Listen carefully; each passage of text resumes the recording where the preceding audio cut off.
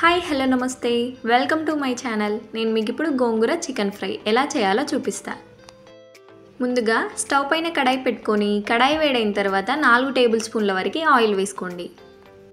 నేనైతే 1/2 kilo chicken వరకు తీసుకున్నాను. ఈ ఆయిల్ అయితే సరిపోతుంది. నూనె వేడైన తర్వాత 3 బగారాకులు, 3 లవంగాలు, 1 ఇలాచి, అలాగే కొంచెం బండపువ్వు. ఇప్పుడు సన్నగా తరిగి తీసుకున్న ఉల్లిపాయ ముక్కలు, అలాగే 2-3 పచ్చిమిర్చి, 1 టీ స్పూన్ వరకు దంచి తీసుకున్న వెల్లుల్లి నూనెలో ఫ్రై అయ్యేలాగా మంచిగా కలుపుకోవాలి. 1 టీ స్పూన్ వరకు ఫ్రైడ్ ఆనియన్ పేస్ట్ వేయడం ద్వారా కర్రీ టేస్ట్ చాలా బాగుంటుంది. 1 టీ స్పూన్ అల్లం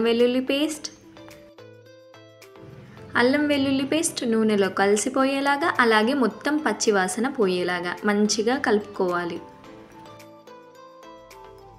వీడియోలో చూపిస్తున్న విధంగా ఉల్లిపాయలు ఫ్రై అయిన తర్వాత 1 టీ స్పూన్ వరకు కొబ్బరి పొడి వేసుకోండి. ఎప్పుడైనా సరే పోపు ఫ్రై అయితేనే కర్రీ టేస్ట్ చాలా బాగుంటుంది. కొంచెం పుదీనా,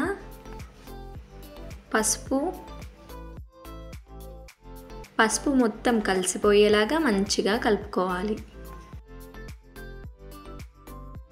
1/2 టేబుల్ స్పూన్ వరకు కారం, రుచికి సరిపడా ఉప్పు, అలాగే 1 టీ స్పూన్ వరకు మసాలా.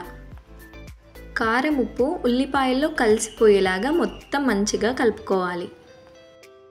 1 నిమిషం తర్వాత సన్నగా తరిగి తీసుకున్న గోంగూరను వేసుకోండి. గోంగూర ఆకుకి కారపొడి, ఉప్పు పట్టుకునేలాగా మొత్తం మంచిగా కలుపుకోవాలి. ఇప్పుడు 2 నిమిషాల పాటు సన్నని మంట మీద మూత పెట్టుకొని గోంగూరని ఉడకనివ్వాలి. 2 నిమిషాల తర్వాత గోంగూర చక్కగా ఆయిల్లో ఫ్రై అయిపోయింది. ఒక్కసారి మొత్తం అడుగు వరకు కలుపుకున్న తర్వాత చికెన్ని వేసుకోవాలి. చికెన్ గోంగూరలో కలిసిపోయేలాగా మొత్తం మంచిగా అడుగు వరకు కలుపుకోవాలి. ఇప్పుడు మూత పెట్టుకొని 15 నిమిషాల పాటు లో ఫ్లేమ్లో మధ్య మధ్యలో కలుపుతూ చూసుకోవాలి.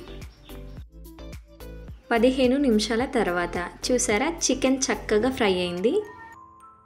ఒక్కసారి అడుగు వరకు మొత్తం మంచిగా కలుపుకోండి. అంతే, టేస్టీ గోంగూర చికెన్ ఫ్రై రెడీ.